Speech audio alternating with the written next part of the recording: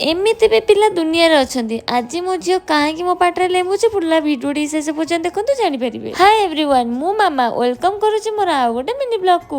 सबुदिन मु खाई सारा पर छात उपर टिके आसे बसे मोबाइल टिके चलाए जेहेतु रूम भितर टिके भलसे नेटवर्क आसुनी तो छात उपर भल नेटवर्क आसे बोली भिडियो टिके एडिटिंग करे आ भिडियो भी पोस्ट करे। आज टिके छात उपर बसिथिला टाइम रे सेई टाइम रे मो नजर पड़ा एलोवेरा गछ उपर तो मु गछ टिके जाके देखुतिली देखिक आसी पुणी बसिथिली। ठीक सेई टाइम रे मो झील कुआडे थिला तो सांगे सांगे छात उपर आसी कहला मामा टिके आ कल मु टिके लेंबू चिपुड़ी तो मु ताको बहुत मना कला पर से मते बाध्य करतिला तो सेति पे मु टिके आ कर देली। जेते बेले से लेंबुडी चिपुड़ी देला सेते बेले मु कोन कहबी मु निजे भी जानि पार नथिली। तो मो झियर जिद्दी पाए गसिना मु बाध्य रे मु देखे देली किंतु मोर राग थिला मु ता पाटे टिके लेंबू चिपुड़ी बोली हेले से एते चालाक जे टोटली मुह ही देखौ न थाए। देखु ना से मुहर केमिति हाथ दे देउची मु बहुत चेष्टा कला पर ता मुहर भी टिके चिपुड़ी देथिली हेले से भल से चिपुड़ी न हबार मु कोन करला ना टिके हाथ रे रस काढी आनी ता पाटे लगी दे देखु ना एनी पेपला लेंबू आनी मस्ते चिपुड़ा मो पाटे ता खाई बुलाल से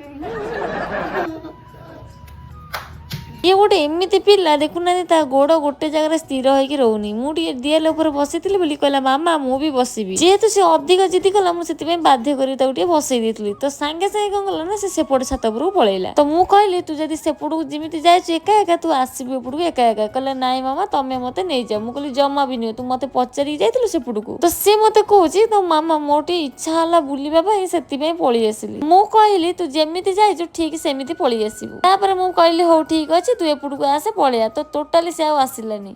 तो मु ताको डरेबा पई मु कहली हो ठीक अछि तू सेठी था मु जाउची तो मु एठी टिके लुचि पइली। तो संगे संगे से आसी अनुची काळे मामा पळेले कि सतरे तो देखुना से केमति अनैची तापर ताको एपटକୁ नै आसिलु आ दी जण मा झियो तळକୁ पळी आसिलु। तो राती रे टिके इच्छा हेतला रुटी संगे डालमा खाया पई तो सेति पई रुटी आ डालमा टिके कर देतिली समस्त खाइया देकी मु निजे खाइ बसतिली। तो आउ लेट न करके संगे संगे मु खाई देतिली। तो आज ब्लॉग मु एठी एंड करछि पुणी नेक्स्ट ब्लॉग रे देखाबा रहिली जय जगन्नाथ।